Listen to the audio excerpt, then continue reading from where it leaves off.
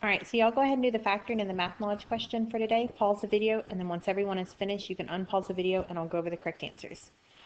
So for the factoring, we're going to do remove, replace, reduce. And so we're going to remove the 16 and multiply it by the 9, so that we'll have x squared minus 24x plus 144.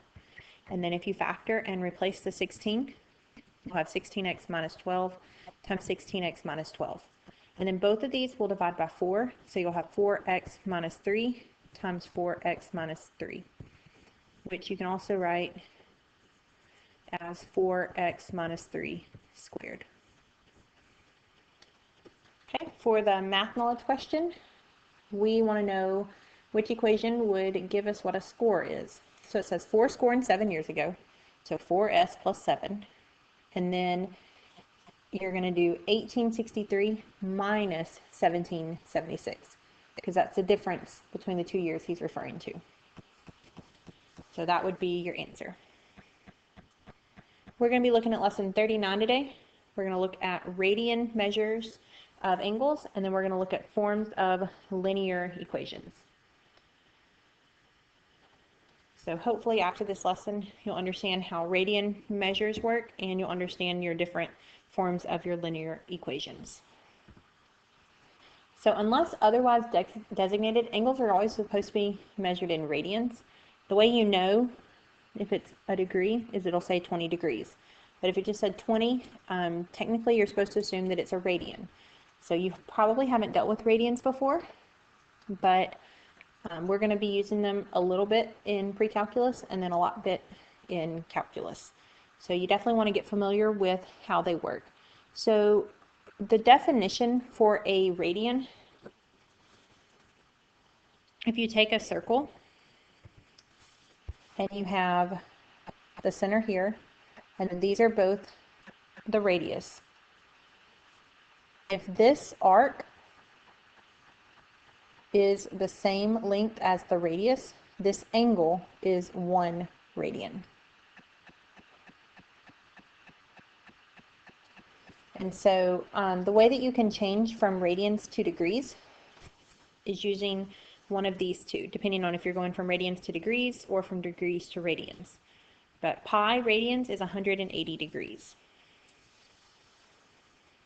So in a circle, there are 360 degrees, so one circle is 2 pi radians. So 180 to pi, or pi to 180, depends on which one you're going from as to which one you're going to use. So these look similar to what we've been doing. The only difference is that our angles are now in radians instead of degrees.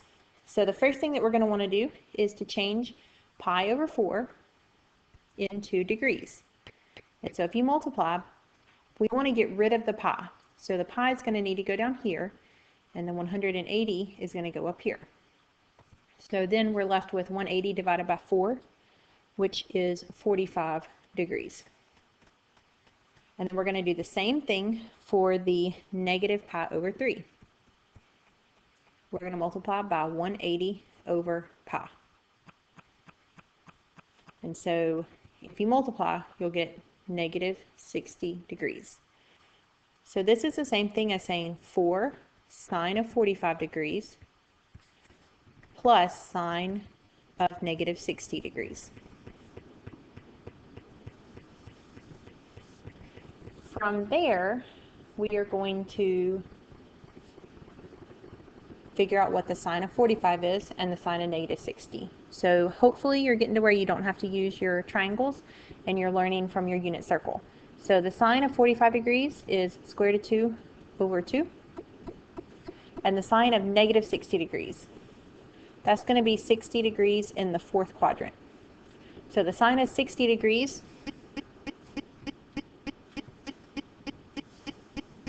is going to be square root of 3 over 2. And then since we're in the 4th quadrant, it's actually a negative square root of 3 over 2. So both of these have a denominator of a 2. So I'm going to say 4 square root of 2 minus square root of 3 all over 2. And that would be your answer. Okay, so now we're going to look at another example, and I want y'all to try this one completely by yourselves, and then I'm going to go over it, okay?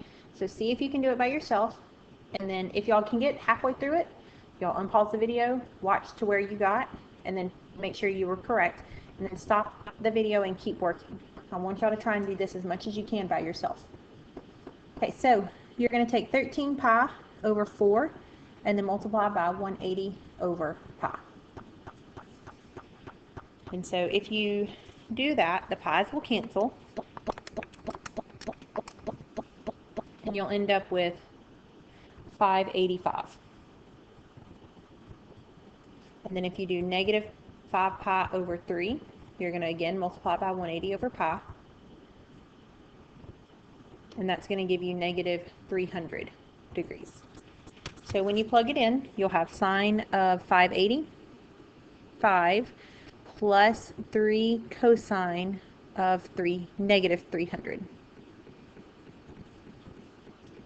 From there, you may want to change the second one, but we for sure want to change the first one. So if we subtract 360, that's going to give us a sine of 225. And then if you want to add 360 to this one, that would be the cosine of 60 degrees. So the sine of 225 is going to be the square root of 2 over 2, and it's negative because it's in the third quadrant. And then the cosine of 60 is 1/2. So we have negative square root of 2 plus 3 all over 2. So that would be your answer.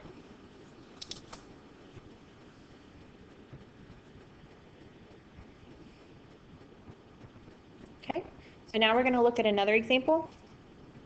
So again, I want y'all to pause the video and try this one by yourself, and then unpause the video and I'll go over it.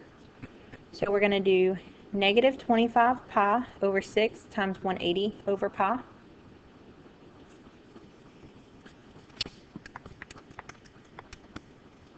Is negative 750. And then 4 pi over 3 times 180 over pi. And that would give you 240. So we would have cosine of negative 750 minus 2 tangent of 240. And we don't want to leave this as negative 750. So we're going to add 360. But that still gets you to negative 390. So add 360 again. That gives you negative 30, which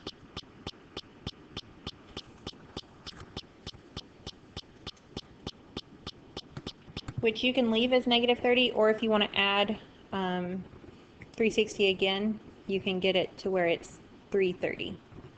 Either one is fine. And then minus 2 tangent of 240. And then from there, the cosine of 330 is square root of 3 over 2. And then the tangent of 240 is square root of 3. And so if you change this other one so that it has a common denominator of a 2, you can put them into one fraction. So we would have square root of 3 over 2, square root of 3 minus 4 square root of 3 over 2. And then square root of 3 minus 4 square root of 3 is negative 3 square root of 3 over 2. And so that would be your answer there.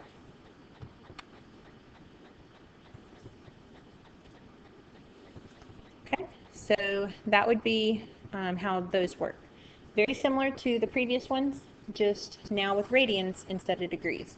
So you've got one extra step that you're doing basically. Okay, so now we're going to look at this question about how far something is from the equator. And we're not going to do it the way that the book tells us to. We're going to work through it like we would have in geometry, not using radians. So if we have a circle and we have the equator here. And Los Angeles, let's say, is right here. We want to know how far is this distance, which is basically just arc length, which is the measure over 360 times 2 pi r or pi d. So either pi d or 2 pi r. So the measure of the angle, they tell us, is 34.05 degrees over 360, and then times pi, and the diameter is 7,920. So if you multiply those,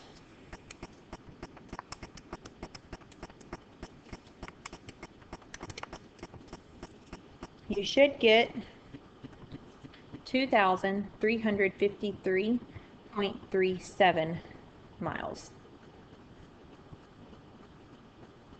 So that would be your answer. So you should remember that from geometry a little bit, but that's what I would do rather than what the book says about using radians. But if you want to look and see what they have to say on page 280 and 281, you're welcome to do it that way. I've just found that most people forget how to do it the way the book is saying to do it, and they remember this method from geometry. Okay, so we're going to look at another one. Theo measured the angle between the base of a building and the top of the building and received a reading of 0.6 degrees. And he was 4,000 feet from the building. So this is Theo. And this is our building. And this distance is 4,000. And the angle that he got was 0.6 degrees. We want to know how tall is the building. So again, we don't need to use radians like what the book shows, although if you want to do it the way they do it, you can look and see what they do. We can just use tangent of 0.6 is equal to the height over 4,000. And then if you multiply by 4,000, the height that you should get is 41.89 feet. So that would be your answer. Okay, so now we're going to look at forms of linear equations. So there are 5 different forms. General form, you've probably seen before, ax plus by plus c equals 0. A couple of things to note. A, b, and c have to be integers, and a is supposed to be positive. So you're not going to have fractions or decimals. Slope-intercept form, y equals mx plus b. I know you've dealt with that one. Double intercept form, they really like this method. X over a plus y over b equals 1. They really like that one. That's one you want to learn. Point slope form, y minus y1 equals m times x minus x1. And then 2-point form, they take the point slope form, and instead of m, they plug in y2 minus y1 over x2 minus x1. That's what your slope is. This one is hardly ever used. They really like these 3. And then this one is used some. All right, so we're going to start with this example. We want to write this in general form with your integers as constants. So the first thing that you're going to do is to move everything so that your x is a positive coefficient. Right now it's negative, so we're going to move everything to the left side. So if we move, we're going to have 7 over 3x, and then plus y, and then minus 1/5 equals 0. And then from there, we're going to multiply by 15. So if you multiply 7/3 by 15, you'll get 35x plus 15y minus 3 equals 0. And so that would be your answer. Okay, now we're going to look at this one. We want to use the point slope form to find the equation and then transform it into general form. So your point slope form is y minus y1 equals mx minus x1.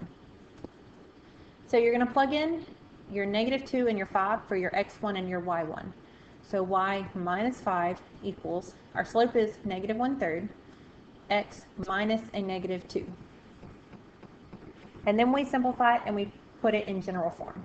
So y minus 5 equals negative 1/3 x minus 2/3.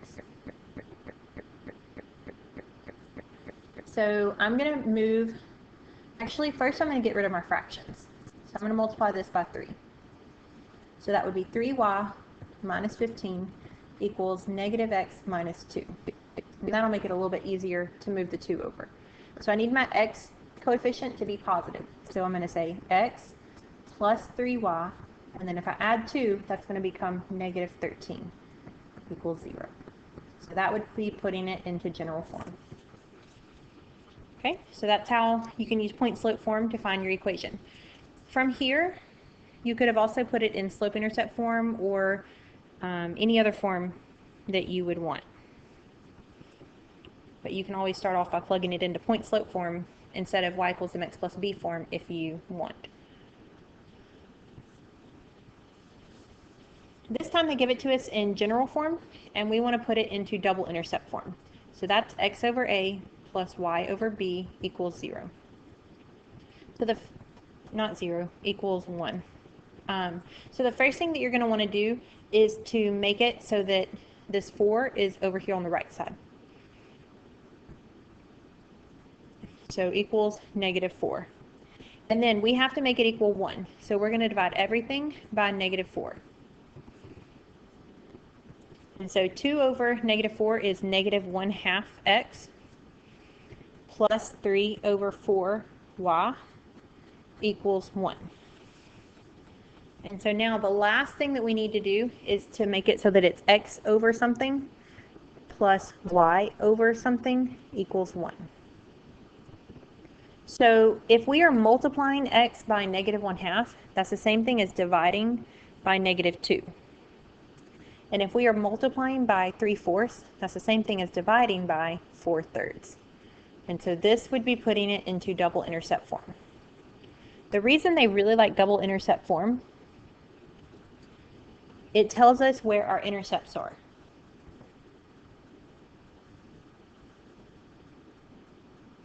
If x equals 0, this whole term would equal 0. And 4/3, if you solve this equation, 4/3 would be your y value. So you would have 0, 4/3 for one of your intercepts. So there's 1 and there's 2. And then if y equaled 0, this whole term would be 0.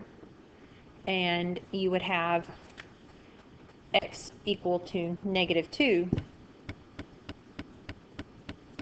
Whoops.